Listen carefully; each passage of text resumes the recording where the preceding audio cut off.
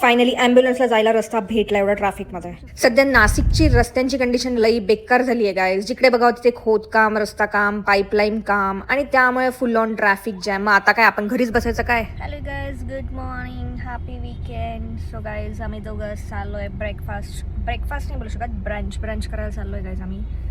तर आमचं अजून लोकेशन फिक्स नाही आहे, कुठे चाललोय कुठे नाही, पण बघूया आता.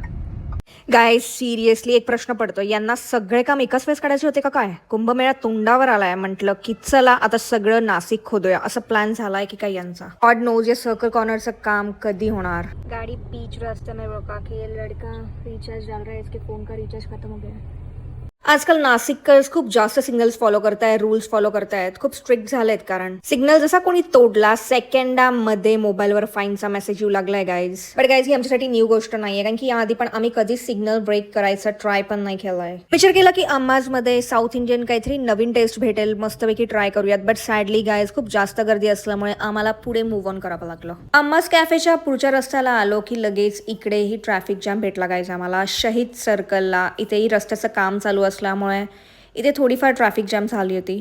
तिकडून लगेच पुढे आलं की लगेच साई चायनीजच्या इथेही खोदकाम चालू होतं गाईज. यार जायचं तरी कुठल्या रोडने जायचं? स्ट्रेट गेलं की काम चालू, लेफ्ट गेलं की काम चालू, राईट गेलं की काम चालू. मग कुठून जायचं गाईज, कुठून जायचं? मला आता खरंच वाटू लागलंय की घराच्या बाहेर निघायची गरजच नाहीये काही दिवस तरी. बट ये चीज तो हमसे हो ना पाई ये जन्म में. मग काय आम्ही दोघे रस्त्याचे खोदकाम बघत बघत दुर्गा कॅफेपर्यंत सुखरूप पोहोचलो आणि मध्ये एंट्री केली. आणि इकडे जरी वेटिंग असेल तरी आम्ही इकडेच जाणार आहे, हे आमचं फायनल होतं गाईज.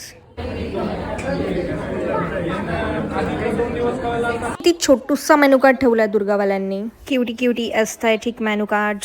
आमची first order bread pakora, all time favourite. खूप जास्त भारी लागतं गाईज इथलं. सिरियसली गाईज ज्यांनी नाही ट्राय केलं त्यांनी तर डेफिनेटली ट्राय केलं पाहिजे. त्यानंतर पेरी पेरी फ्राईज आणि त्याच्यानंतर आमचा फेवरेट ऑल टाइम चीज डोसा. गाईज सिरियसली लग्नाच्या आधी मी एवढी जास्त फूडी नव्हते आणि माझे खाण्याचे एवढे चोचले नव्हते. मला असं वाटतं की लग्नानंतर माझ्यामध्ये चेंज झालाय खूप जास्त, आणि ते पण फक्त या मुलामुळे झालाय गाईज. सीरियसली गाइज मैं बहुत ज़्यादा चेंज हो चुकी हूँ. ऐसे बहुत जन बोलते हैं शादी के बाद तू चेंज हो गई है. त्यानंतर आम्ही वेज चीज ग्रिल्ड सँडविच खूप भारी होता गाइज. आणि गाइज दुर्गाच्या कॉफीशिवाय तर सगळ्या गोष्टी अधुऱ्या आहेत. मी हॉट कॉफी आणि त्यांनी कोल्ड कॉफी ऑर्डर केली होती. मग काय बिल करून आम्ही टाटा बाबा केलं दुर्गा हॉटेलला.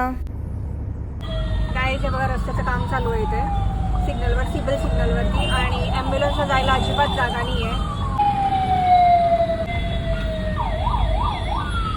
गाईज आमचं खाऊन आणि पिऊन झालेलं आहे, तर आम्ही आता चाललोय घरी. चाचा बाय बाय.